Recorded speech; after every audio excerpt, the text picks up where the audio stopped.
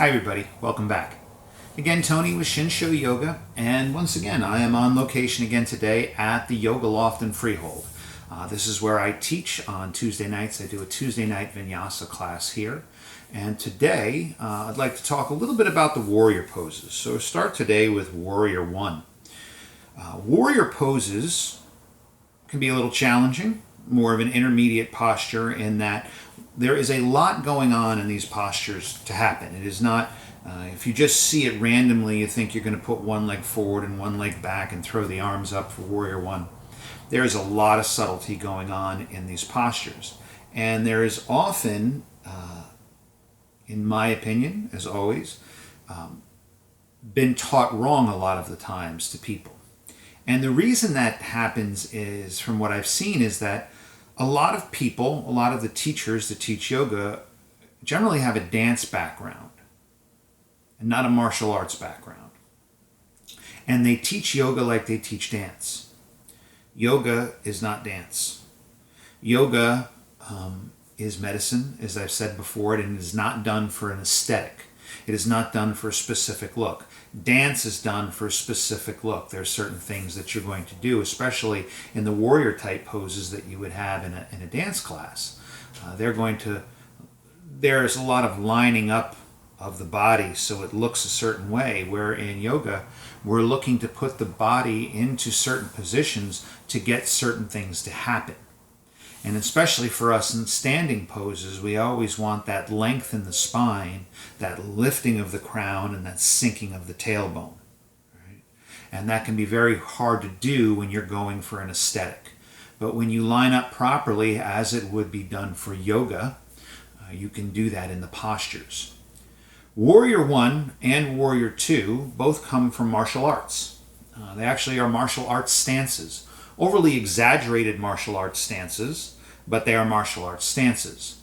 And Warrior 1 is a stance that you would use in an open hand fighting situation or fighting with a sword, especially if it's going into, if you look at Japanese martial arts, you will see this. But in martial arts across different cultures, there are certain things that you are looking to do when you're fighting with certain weapons or fighting certain ways. And generally, a majority of the time, it's hips forward. And that's one of the things we look to have in Warrior 1, is we want our hips forward. And we don't want them torqued off to one side.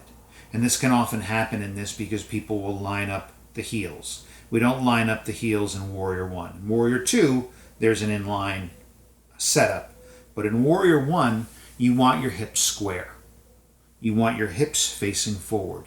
And this, again, comes from a fighting stance for either open hand or sword, because in sword work, you always have your hips facing your opponent because all of your power comes from the hip. Same thing in open hand fighting. In open hand fighting, when you're striking or maneuvering, you don't want to be pointing this way when the person is this way. You want your hips towards the opponent. So the same thing happens here in Warrior, hence the name Warrior. In Warrior 1, we want our hips forward. And when I get to Warrior 2 in the next video, I'm going to describe how we're looking for a similar feel, but a different setup for that, because Warrior 2 comes from a spear stance or a staff stance. But Warrior 1 is an open hand fighting stance, a sword fighting stance. That's where it comes from. So we want our hips forward. And we want to be able to create a long line of energy in the spine, so there's a lifting of the crown and a sinking of the tailbone. So we do that by the squaring of the hip. So it's much easier for me to demonstrate than it is to explain. So let me show you how we want to come into our warrior posture. And I'm going to come into warrior from a downward facing dog. Because generally in a vinyasa, you're either going to be told to step forward into it or stepping back into it. So we're going to be stepping forward into it today. So we're going to come to our downward facing dog. And I'm going to step my right foot forward between the hands. From here, I take my back heel and I spin it down to about a 45. Unlike a lunge, warriors, we are not up on the ball of the foot. We have the side of the foot down, right, planted, so we can drive back into it.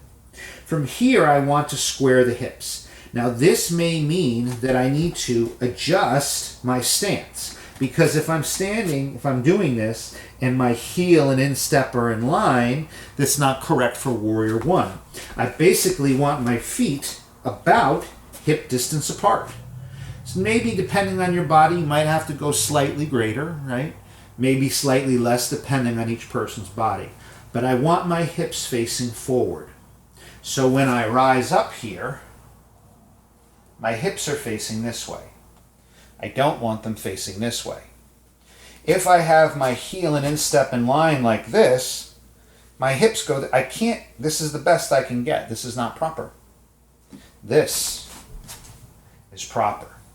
So in order to get my hips to face forward, I need a wider stance so I can square the hips. And in the squaring of the hip, you want to take your front hip back and your back hip forward. This alternate torquing, right? So this drives back, this drives forward. Same thing if I was the opposite side. Here this way. I don't want this, I want this.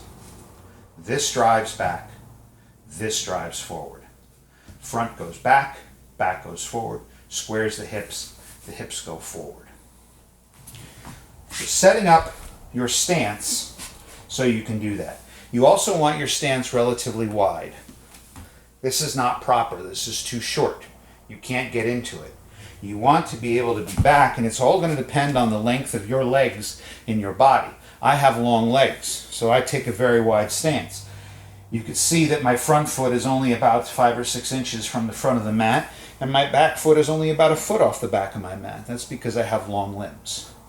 But you want to have this long, somewhat exaggerated stance, because you want to be able to come to a square in the front knee.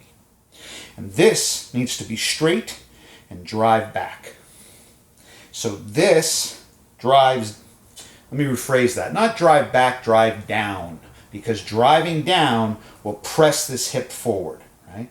So if I drive down with the back heel, that brings that forward. Right? If I stay here, I'm sideways. Drive down, that presses down that way, then this can come back and I can sink into this front knee. Now, if you can't come to an exact square, that's okay. You do the best you can for that day. But you don't want to be in the posture like this. This is not correct. Not only are we sideways, our leg is straight. Now, if this is the best you can do for today, let's say this bend here, and you're getting your hips as square as you can because that's where your body is, that's okay for that day. But you really want to be able to, again, drive that back heel down, and with that driving down, this comes forward, this hip will sink back, and you can come to the square in the knee. Hips are forward, front knee is squared as best we can. With the breath, arms above the head, the shoulders are relaxed, the palms face in, gaze is lifted. Lifting of the crown, sinking of the tailbone, that plumb line that we always look to get in Hatha Yoga, right? The length, right? Shoulders relaxed, gaze is forward.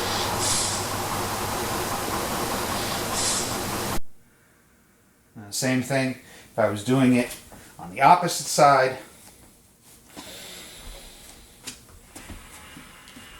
Squaring of the hip, driving that heel back, bringing this to a square, my front knee as best I can. Do not track the knee past the ankle. It's not this, right? You want that ankle in line with the knee as best as you can. To that square, hips are square, arms above the head, palms facing in, shoulders relaxed. Breathe.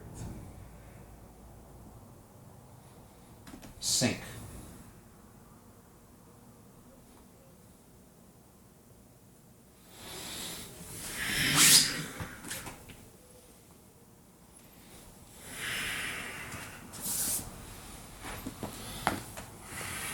Warrior One, again, comes from martial arts. Hips forward.